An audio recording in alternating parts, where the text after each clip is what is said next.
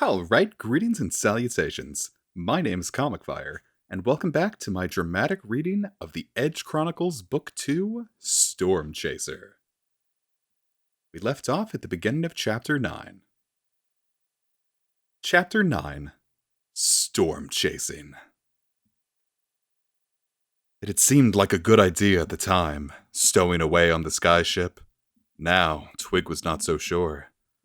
As the Stormchaser pitched and tossed, he retched emptily. Sweat beaded his ice-cold forehead. Tears streamed down his burning cheeks. Mugbutt sniggered unpleasantly. "Feeling queasy?" he sneered. "Too rough for you, is it?" Twig shook his head. It wasn't the flight that was making him ill, but having to breathe the warm, fetid air he was sharing with the goblin. No flatheads were known for their cleanliness, and Mugbutt was a particularly filthy specimen. He never washed. His bed of straw was wet and fouled, and remnants from the meat he had gleaned from the dinner table lay all around in various stages of decomposition. Covering his nose with his scarf, Twig breathed in deeply. Slowly, the nausea subsided, and with it, the awful clamoring in his ears. He breathed in again. Outside, he could hear the familiar noises of Undertown as the Stormchaser sped through the busy boondocks, over the early morning markets and past the foundries and forges. Bargains, banter, hog squeal, and hammer blow, a cackle of laughter, a chorus of song, a muffled explosion. The intricate cacophony of life in Undertown, which, even this early in the day, was already in full swing. Soon the sounds faded away and were gone, and Twig knew they must have left the bustling town and were heading out across the mire. Now he could hear the Stormchaser itself, the creaking, the groaning, the hissing of air as it rushed past the hull. From below him came the squeaking and scratching of the ratbirds that lived in the bowels of the skyship. From above, if he strained, the murmur of voices. "Oh, how I wish I could be up there with them," Twig whispered. "And face the captain's wrath," Mugbutt growled. "I don't think so." Twig sighed. He knew the flathead was right. Cloud Wolf would surely skin him alive when he discovered that he had been disobeyed. Yet remaining hidden below deck was torture. He missed the feel of the wind in his hair, of soaring through the air, with the places of the edge spread out below like an intricate map, and above the yawning, endless expanse of open sky. All through the childhood he'd spent in the deep woods, Twig had longed to rise up over the forest canopy and explore the sky above. It was as if, even then, his body had known that this was where he belonged. And perhaps it had. After all, Cloud Wolf himself had said on more than one occasion that sky piracy was in the blood. And with such a father... Twig could hear him now, bellowing commands, and he smiled as he imagined the crew hurrying to obey him. For Cloud Wolf kept a tight ship. He was harsh, but just. And it was to his credit that, with him as its captain, the Stormchaser had suffered fewer casualties than any other sky pirate ship. It was, however, the harshness of his justice which now kept Twig cowering in the Flathead's berth, too nervous to appear until Slivo Spleeth had spoken up for him. He had no option but to wait. "Storm to starboard and advancing," came Spiker's shrill cry. 3 minutes to contact and closing."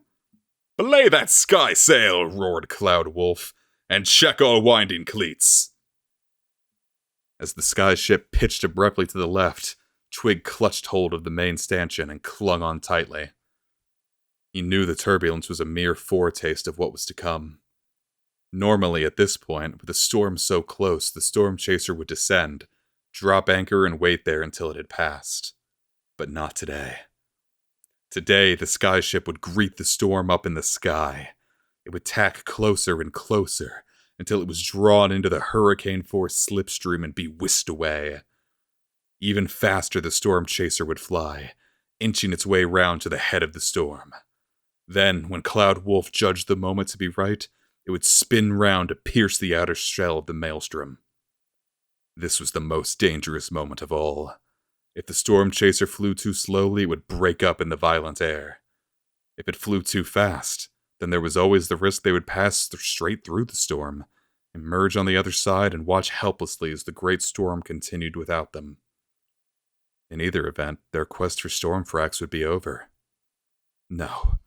Twig had heard that there was only one way to penetrate the inner calm of a great storm safely, and that was to hold the sky ship at a 35-degree angle against the windspin. At least, that was the theory. Yet, as the sky ship bucked and turned and Twig held on for grim death, the Stormchaser struck him as absurdly small and fragile for so daunting a task, no matter what angle they chose. 1 minute to contact and counting! Spiker shouted above the oncoming roar. Secure that spinnaker! Cloud Wolf screamed. And Spiker, get down from the Cata nest now! Twig had never heard such urgency in Cloud Wolf's voice before. What must it look like, he wondered, this great storm which filled his father, the esteemed Quintinius Virginix, with so much terror and awe? He had to see for himself. Hand over hand, he pulled himself along a crossbeam towards the hull. Although there were no portholes down this deep in the skyship, the cracks between the curving planks of luffwood were, in places, wide enough to see through. Wedge-shaped chinks of light sliced through the gloom. Reaching the hull at last, Twig knelt down and peered into the cracks. Below him, he saw the featureless wasteland of the mire stretching out in every direction. The white mud rippled in the wind, as if the entire wasteland had been transformed into a vast ocean. And there, to complete the illusion, was a ship. "Except it's not sailing," Twig muttered as he squinted at the distant shipwreck. "And probably never will again." As the Stormchaser sped onwards, Twig realized that the ship had not been abandoned. There was someone there, a tall, thin figure brandishing his fist at the sky. As colorless as his surroundings, he was well camouflaged. Twig wouldn't have noticed him at all had it not been for the bright lightning of the approaching storm glinting on the dagger clenched in his fist. Was it the storm he was cursing, Twig wondered? Or was it the sight of the Stormchaser itself, passing overhead, that had filled the curious bleached individual with such anger? The next instant, both he and the shipwreck were gone. Lightning dazzle briefly lit up the Flathead's disgusting quarters. The air crackled and hissed. Twig struggled to his feet and peered through a chink higher up the hull, wincing as the onrush of air stung his eyes. He wiped his tears away on his sleeve and squinted back through the gap in the wood. "Sky above!" he cried out. Directly in front of the skyship and obliterating everything else from view was a rolling, tumbling, heaving wall of furious purple and black. The noise of the blast was deafening, like a never-ending explosion. Louder still was the creak and groan of the Stormchaser itself. As Twig maintained his gaze, so more lightning was discharged. It streaked across the curving surface of the great storm like a network of electric rivers, and imploded in circles of pink and green. The din grew louder than ever, the lightning brighter still. And all the while the Stormchaser shook and rattled as seconds to impact ticked unstoppably past. Twig wrapped both his arms around the beam to his left and tensed his legs. 5, 4, 3...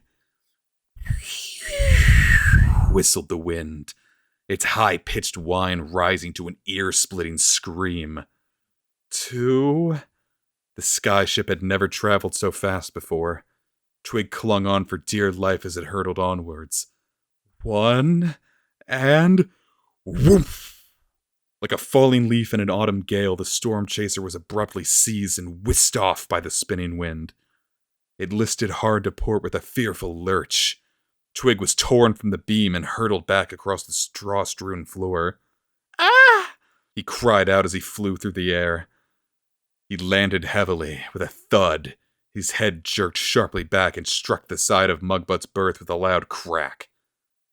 Everything went black. Mugbutt looked down and smirked. "That's it, Master Twig," he said. "You stay here by my side where I can keep an eye on you." Above deck, it was all the captain and his crew could do to keep the Stormchaser airborne. While Hubble held the wheel in his powerful grasp, Cloud Wolf's fingers played over the keyboard of levers. 20 years it was since he had studied in the Knights Academy. 20 years since he had learned about the finer points of storm chasing. And 20 years is a long time in which to forget. As Cloud Wolf raised this weight a fraction and lowered that sail a tad, it was instinct rather than memory that guided him.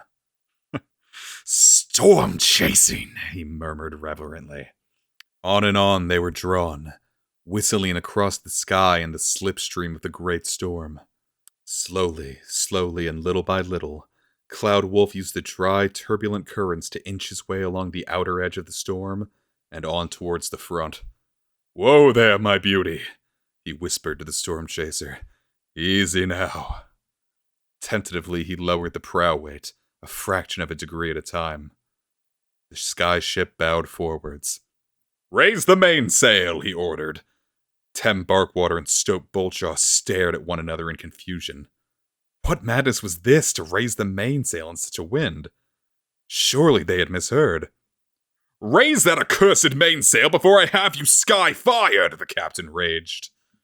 Tem and Stope Boltjaw leapt to it, and as the sail flapped and billowed, Cloud Wolf offered up a little prayer that he would be virtuous forevermore, if the sailcloth would just hold. "Now let's see," he muttered through clenched teeth as he returned his attention to the weight levers. "Up with the perry-haul weights and down with the port-haul weights. Small." The Stormchaser trembled. "Medium." It leaned to the left. "And large." As the third weight was lowered, the Stormchaser, still held in place by the raised mainsail at the front of the driving storm, began to slowly turn. Cloud Wolf stared down at his compass. Bit by bit, the skyship was shifting round to the 35-degree angle required to penetrate safely to the center of the storm. 45 degrees, he read off. 40. 37. 36. "Lower the mainsail," he bellowed. This time, neither Tem Barkwater nor Stope Boltjaw needed telling twice. They unhitched the rope. The sail fell. The skyship slowed and was instantly swallowed up by the dense billowing clouds of purple and black. They were entering the great storm. The air was blinding, choking. It crackled and fizzled. It smelled of ammonia, of sulfur, of rotten eggs. All around them the wind thrashed and battered. It pummeled the hulls and threatened at any moment to snap the creaking mast in two. "Just a little further, my lovely one," Cloud Wolf urged the Stormchaser gently. "You can do it. You can bring us safely to the center of the great storm." Even as he spoke, however, the skyship shuddered as if to say no. No, it could not. Cloud Wolf threw an anxious glance at the compass. It was back at 45 degrees. The wind was hitting them full on. The juddering grew more violent. Much more, and the skyship would be shaken to pieces. With trembling hands, Cloud Wolf raised the 3 starboard hull weights as high as they would go. The Stormchaser swung back. The fearful judders subsided. "Oh, thank Sky," Cloud Wolf said as he seized the opportunity to wipe the sweat from his brow. He turned to Hubble by his side. "Hold tight," he instructed. "Any second now, and yes!" he yelled. For at that moment the compass point swung round to 35 degrees and the Stormchaser plunged through the violent violet storm and into the eerie stillness within. "Raise the mainsail!" he bellowed, his voice echoing as if he was standing in a huge cavern. If they were not to fly out the far side of the storm, the skyship's momentum would have to be brought under control. The sail should, if he remembered his studies accurately, act like a brake. "Raise all the sails!" At first, nothing seemed to happen to the skyship as it continued to hurtle along towards the back of the storm. The flashing fingers of lightning which fanned out before them came closer and closer. Tem Barkwater, Stope Boltjaw, Spiker, and the others leapt to the ropes. Even the Professor of Light joined in. Together, they hoisted the sails up, one after the other, and as the sail sheets rose, so the Stormchaser finally slowed down. Before they came to a complete standstill, Cloud Wolf lifted the port hull weights, lowered the starboard hull weights, and, when they had turned right about, pulled the prow weight back to its original position. Now facing the way the great storm itself was traveling, the Stormchaser sailed on within it. All around him, Cloud Wolf could hear the excited cheering of his crew, but he knew better than to celebrate too soon. Pinpoint accuracy was essential if the Stormchaser was to maintain its position. One weight too low, one sail too high, and the skyship would hurtle to one side of the storm and be spat out into open sky. "Hold a steady course, Hubble," the captain said. "And Spiker," he called. "How long before we cross into the Twilight Woods?" "About 12 minutes," the Oak Elf called back. Cloud Wolf nodded grimly. "I want you all, each and every one, to keep a watchful eye for the lightning bolt," he commanded. "If we are to retrieve the Stormchasing, we must see exactly, and I mean exactly, where it lands." Back below deck, twigs slithered this way and that over the hard wooden floors the Stormchaser continued to pitch and toss. Every jolt, every jerk, every judder which was felt above deck was magnified 100-fold by the time it reached the bowels of the skyship where he lay. Yet all the while, Twig had not stirred. It was only at that moment when the Stormchaser finally pierced the wild outer edges of the turbulent storm that his eyelids had fluttered. He became aware of voices behind him, hushed and plodding voices, familiar voices. Taking care to remain as still as possible, Twig listened. "And I don't think the captain will put up much of a fight when he discovers what will happen to his captive son if he does," Slivo Spleeth was whispering. "So for the time being, Mugbutt, I want you to keep him down here." "Down here," the Flathead whispered back. "Until I come for him," said Spleeth. He paused. "I'll have to choose my moment very carefully." "Very carefully," Mugbutt repeated. "After all, storm chasing is a hazardous business," Spleeth continued. "I shall wait until Cloud Wolf has retrieved the Stormchasing before disposing of him," he laughed unpleasantly. "Let him do all the hard work, and then reap the rewards." "The rewards," said Mugbutt. "Oh, and what rewards they are to be," Spleeth said. "Captain of a sky pirate ship and League's master. You stick with me, Mugbutt," he added breathlessly, "and you will have wealth and power beyond your wildest dreams."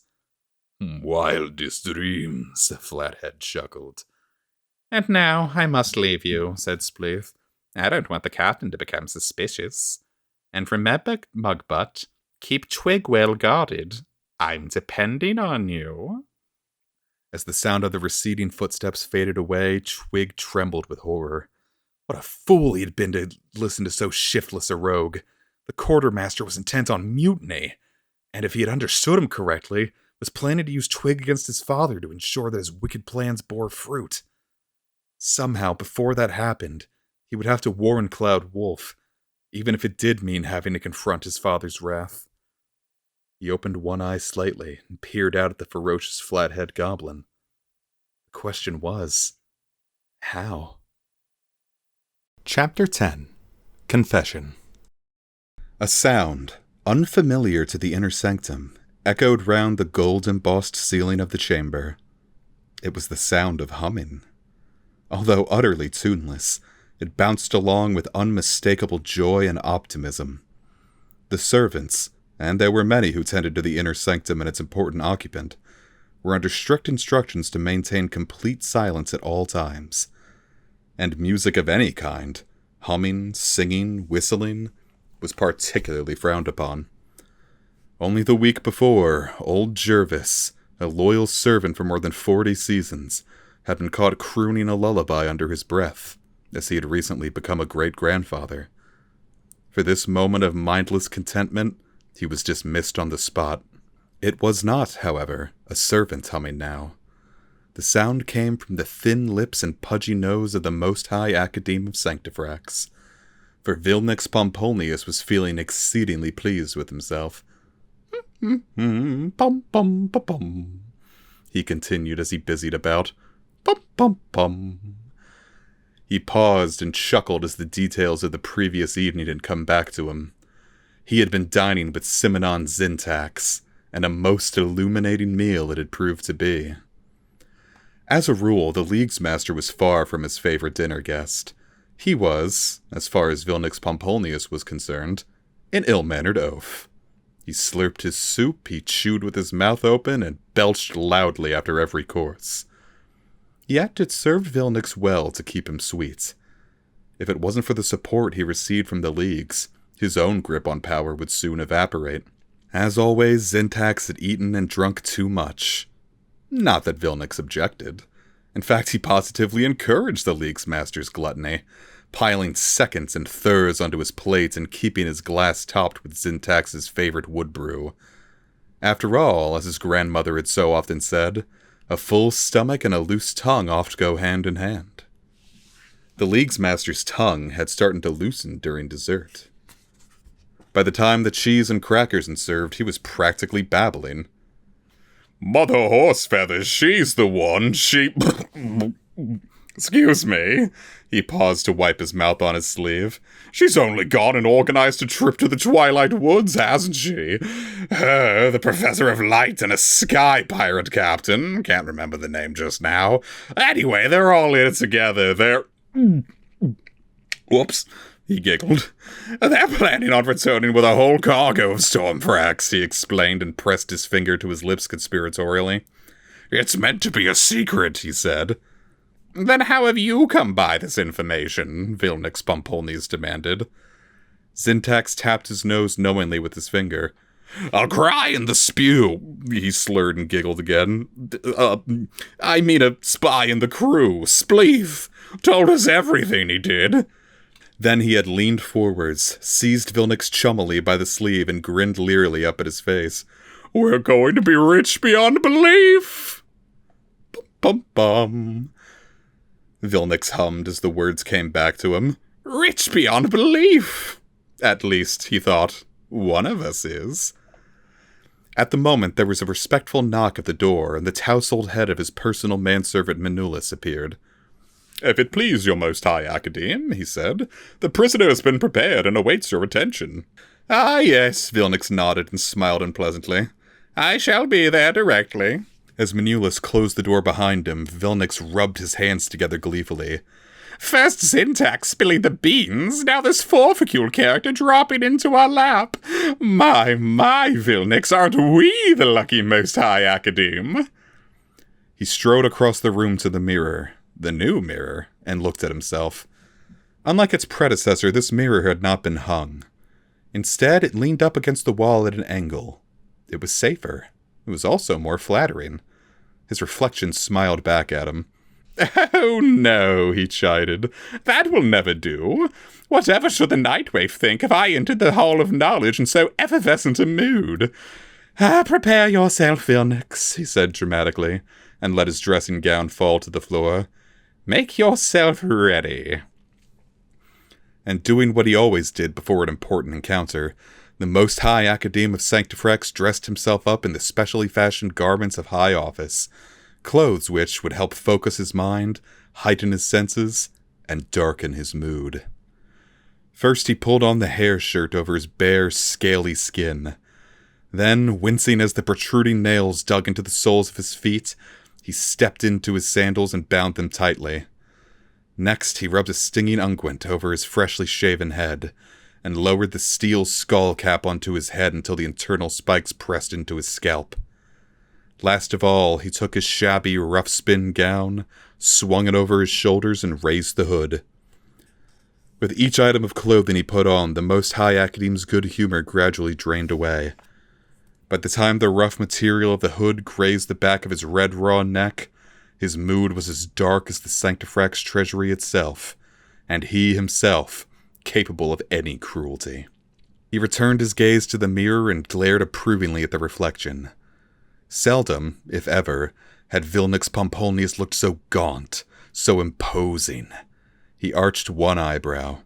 "So, Forficule, my little messenger bird," he said, "I am ready for you now. How am I looking forward to hearing you sing?" The Hall of Knowledge, as the interrogation chamber was euphemistically known, was situated at the top of a tower in the west wing of the vast palace. The only access was through a concealed door in the upper corridor, and up a circular stone staircase. With every step he climbed, the nails in his sandals dug sharply into his feet. By the time he reached the top, Vilnix Pomponius was cursing under his breath. He threw the door open and strode inside. "Where is the horrible little pipsqueal, then?" he demanded. Manulus trotted over, closed the door, and ushered the Most High Academe across the room. Despite its airy position, the windowless chamber was as dark and dank as any dungeon. The only light came from 2 flaming torches fixed to the wall, and a golden glow which gleamed on the array of polished pokers, pincers, and pliers laid out ready. Forficule himself was seated in an upright chair, so large it seemed to almost be swallowing him up. His ankles were bound, his wrist had been tied to the armrest, and his neck secured to a head support by a leather strap. He could not move. As Vilnix Pomponius approached him, Forficule glanced up. An icy shiver ran down the length of his body. "Ah, there you are," said Vilnix. "So good of you to drop by," he sneered. "I trust you're sitting comfortably." As he moved closer, Forficule shuddered. Behind the harmless words were thoughts no person should ever have. "I understand you're a night waif," Vilnix continued. "No, said Forficule and laughed nervously. "Many have made the same mistake. I am an oak elf," he said. "The runt of the litter." Vilnix Pomponius sighed as the spikes of the steel skullcap bit into his scalp. "You will have noticed the interesting design of the chair," he continued, running his fingers over the concave bowl of burnished silver which was fixed over Forficule's head. "It amplifies sound," he said, and flicked it lightly. The metal chimed, and Forficule, whose head had been secured at the point where the sound waves collided, winced with pain. "I would advise you not lie to me," said Vilnix, and flicked the metal bowl a second time. I don't understand. Why have you brought me here?" Forficule trembled as the ringing in his ears slowly subsided. "I came to Sanctifrax from Undertown in all good faith to inform you of the tragic death of the Professor of Light." Forficule, Vilnix purred. "This is not good." He turned away and selected a pair of pincers. Forficule quivered with horror as he overheard precisely what the Most High Academe was thinking of doing with them.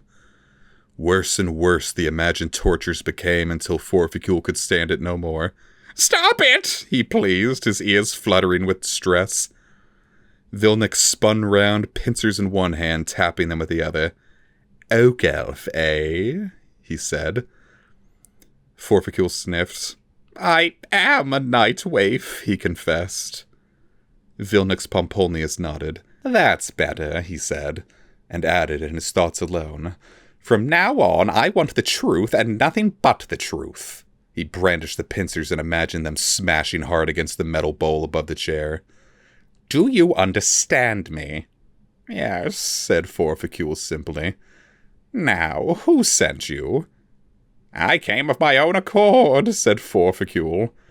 Without saying a word, Vilnix strode up to him and struck the bowl sharply. Forficule howled with pain. No, he whimpered. "Then tell me who," barked Vilnix. "Mother Horsefeather," said Forficule. "She thought you ought to know, the professor being an academic of Sanctifrax and all. He was in a tavern, the Blood Oak, when he had a seizure. Keeled over he did. We did everything we could to revive him." "But nevertheless you failed," Vilnix said. "Sadly, yes," said Forficule. Vilnix narrowed his eyes. "And where is the good professor's body now?" he asked. That is, with it being so hot and all, Mother Horsefeather thought he should be buried as soon as possible." "You have interred a professor of Sanctifrax in the ground?" Vilnix asked. "Do you not know it is the right of every academic of our great floating city to have his body ceremonially laid out in the stone gardens, where the white ravens will pick his bones? How else is his spirit supposed to rise up to open sky?" But then, of course, the situation will not arise, said Vilnix, thrusting his head forward into Forficule's face until his shining skull cap grazed the tip of the Nightwaif's nose. Because he isn't dead, is he? Yes, said Forficule, he is! Vilnix straightened up abruptly, raised the pincers, and slammed them against the metal bowls. Lies! Lies! Lies! Lies! He screamed in time to the deafening hammer blows. And more, and more, and more lies! After 7 blows, he let his arm fall limp. Now, will you tell me the truth, he said. Forficule didn't answer. Although he had seen the angry lips move, he hadn't heard a single word above the pounding, crackling, screeching cacophony of noise inside his head. It was several minutes before he could make out any sounds again, and even then the echoing din continued in the background.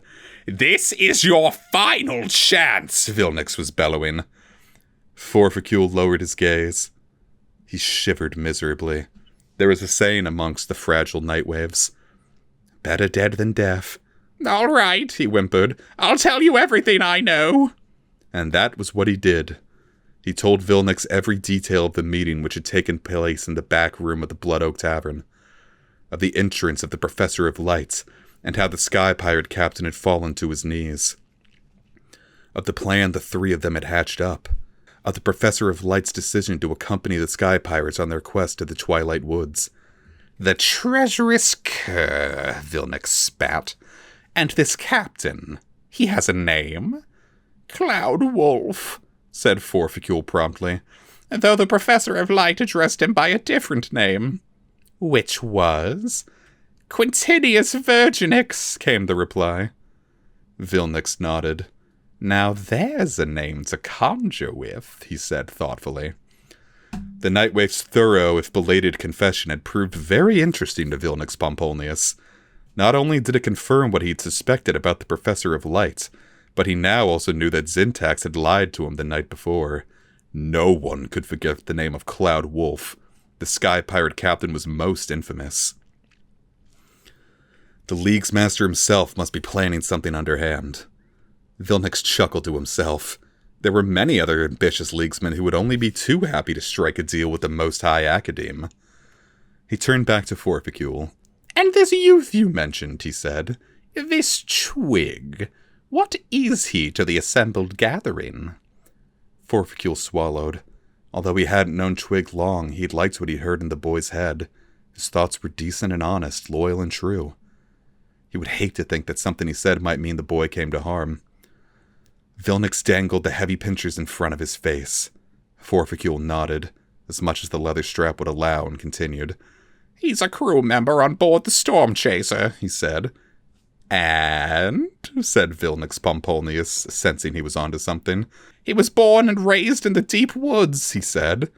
And... Forficule shuddered. If he'd made it clear the Twig was not relevant to the plan, perhaps the youth would be left in peace. He's not to accompany the pirates on this particular trip, he said. He's to stay with Mother Horsefa... Vilnix cut him short. There's something you're not telling me, he said, and raised the pincers threateningly. Forficule looked down. Tears welled up in his eyes. He was not a bad creature, but neither was he brave. The pincers hovered in the torchlight next to the metal bowl. Better dead than deaf. He is, he faltered. That is, Cloud Wolf is his father. Vilnix breathed in sharply. A son, he hissed. Quintinius Virginix has a son.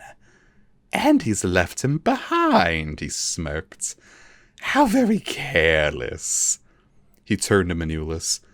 We must introduce ourselves to the lad forthwith, he said.